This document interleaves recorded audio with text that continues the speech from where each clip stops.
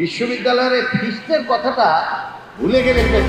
Bangabandhu Sheikh Mujib medical বিশ্ববিদ্যালয়ের সাবেক VC অধ্যাপক ডাক্তার শরফুদ্দীন আহমেদ ও তার পিএস ডাক্তার রাসেল সহ অন্যদের বিরুদ্ধে নিয়োগ বাণিজ্যের মাধ্যমে 100 কোটি টাকার বেশি হাতিয়ে নেওয়ার অভিযোগ উঠেছে। এছাড়া এই চক্রের বিরুদ্ধে পদোন্নতি, বদলি, টেন্ডার বাণিজ্য ও বিদেশ ভ্রমণের নামে অর্থ আত্মসাৎ সহ বিভিন্ন অনিয়ম, দুর্নীতির অভিযোগ রয়েছে। এসব অভিযোগ অনুসন্ধানের সিদ্ধান্ত নিয়েছে দুর্নীতি দমন কমিশন। গত 19 আগস্ট এ সিদ্ধান্ত নেওয়া হয়। দুদক সচিব খোরশেদা ইয়াসমিন বলেছেন, বিএসএমএমইউর সাবেক ভিসি অধ্যাপক ডাক্তার শরফুদ্দীন আহমেদ, তার পিএস ডাক্তার রাসেল ও অন্যদের বিরুদ্ধে নিয়োগ বাণিজ্য করে 100 কোটি টাকা ঘুষ আদায়, অবৈধভাবে পরিবারের সদস্যদের নিয়োগ প্রদান ও বিভিন্ন অনিয়ম দুর্নীতির মাধ্যমে বিপুল সম্পদ অর্জনের অভিযোগ পাওয়া গেছে।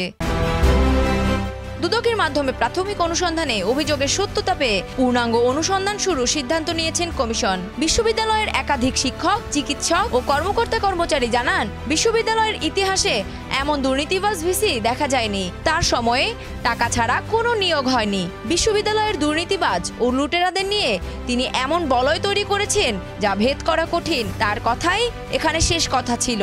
নিজের খেয়াল খুশি মতো কাজ করতেন তিনি। তার 2 ছেলে, ছেলের স্ত্রী, বোন, ভাগ্নি সহ বহু আত্মীয় স্বজনকে চাকরি দিয়েছেন। তার ভাগ্নি বিশ্ববিদ্যালয়ে টেন্ডার ছাড়া কাজ করেছেন। ভিসি বিশ্ববিদ্যালয়ের শিক্ষক হয়েও ক্লাস নিলে ক্লাস প্রতি 2000 টাকা করে নিয়েছেন। তিনি বিদেশে গেছেন বিদেশি সংস্থার টাকায়, অথচ দেশে ফিরে আবার বিশ্ববিদ্যালয় থেকে সেই টাকা তুলেছেন। তার সিন্ডিকেট যেভাবে লুটপাট করেছে তাতে বিশ্ববিদ্যালয়ের সেবা ও শিক্ষার মান দুটোই ক্ষতিগ্রস্ত হয়েছে।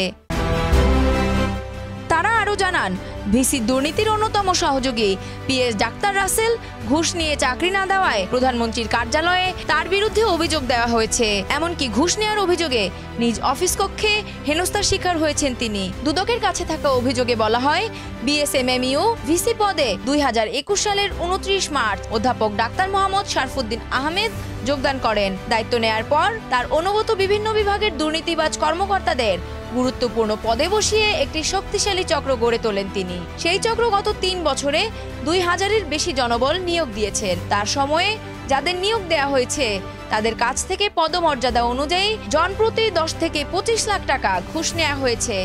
এছাড়া চাকরি স্থায়ীকরণ, পদোন্নতি প্রদানের জন্য জনপ্রতি 2 থেকে 3 লাখ টাকা ঘুষ নিয়েছেন। শুধু জনবল নিয়োগ, পদোন্নতি ও চাকরি স্থায়ীকরণের মাধ্যমে 100 কোটি টাকার বেশি পকেটস্থ করেছেন ভিসি ও তার সিন্ডিকেটের সদস্যরা। তার শেষ কর্মদিবস ছিল 2024 সালের 28 মার্চ। ওই দিনও 5 জনের নিয়োগপত্রে স্বাক্ষর করে যান তিনি। সংযুক্তা শুভ্রা, দেশ রূপান্তর।